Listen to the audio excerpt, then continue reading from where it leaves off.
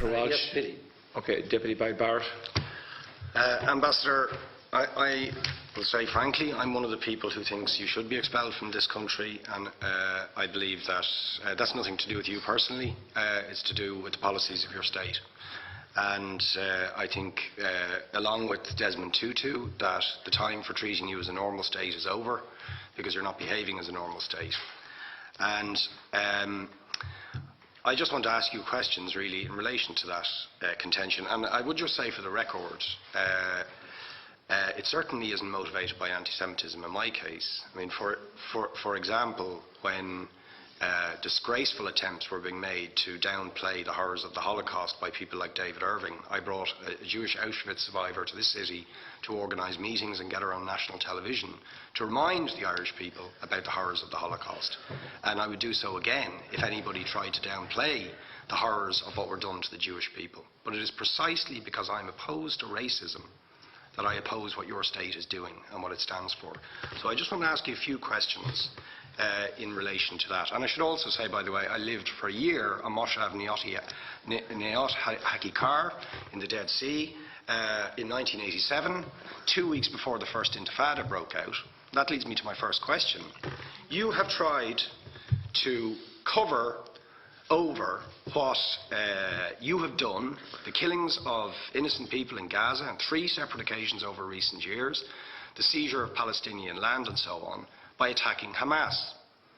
Now, why don't you just admit that Hamas didn't exist when the first Intifada took place? They didn't set up an armed wing until the early 1990s. And that there was a reason that PLO were in Tunis at the time, exiled, effectively not present.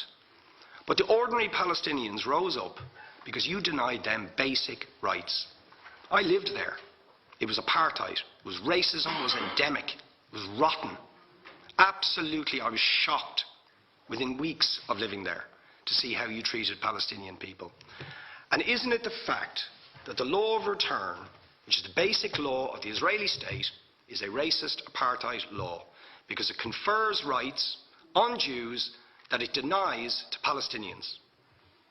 It allows, for example, if I was Jewish and had never stepped foot in Israel, I could claim citizenship there tomorrow, but 6 million people whose origins are in what you now call Israel, who were forced out in 1947 or 48, do not have that right.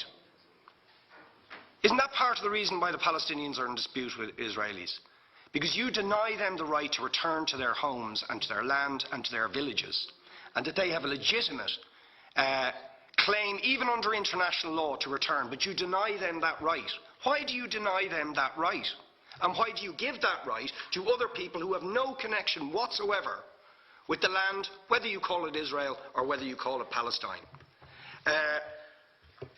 Why do you continue to seize land, if you're serious about Oslo and the two-state solution?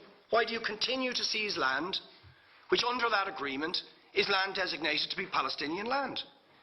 500,000 people, most of which has taken place since Oslo. You allow that to happen. Why do you allow it to happen if you're serious about giving this land to the Palestinians? It's absolutely extraordinary. And it just, are you not just taking us, Ambassador, for idiots? That you can say with a straight face, we're serious about peace, but while we're serious about peace, we're going to seize Palestinian land. And you expect the Palestinians to just sit back and do nothing about that. And the world to accept that that is an acceptable way to behave. And you asked earlier on, could we have some constructive solutions?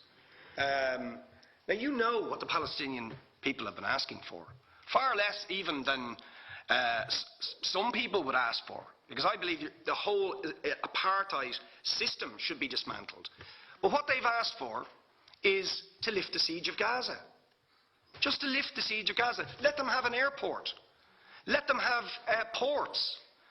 Let them not be dictated to by a government for whom they do not vote as to what can go in and out of their territories, whether they will have power, whether they will have clean water, whether they will have medicine.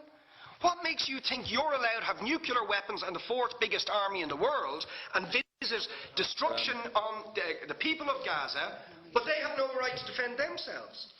They have no territorial sovereignty over that land. Would you ask questions, please? How do you justify that? Yeah. All right. How do you justify those double standards? And very lastly, Ambassador, people like Bishop Tutu, Nelson Mandela, and I would certainly describe your state as a apartheid state, with different laws for people depending on their race or religion. Now, isn't that just the case that, for example, at checkpoints going into the West Bank, there's a channel if you're Israeli or European, and there's a channel if you're Arab? Just because you're Arab. If you came into Dáil Éireann and they stopped you and said, "Are you Jewish?" "Oh no, sorry, you can't come in through the same entrance as Irish people or European people because you're Jewish," you would call that racism and apartheid. But yet, you practice that.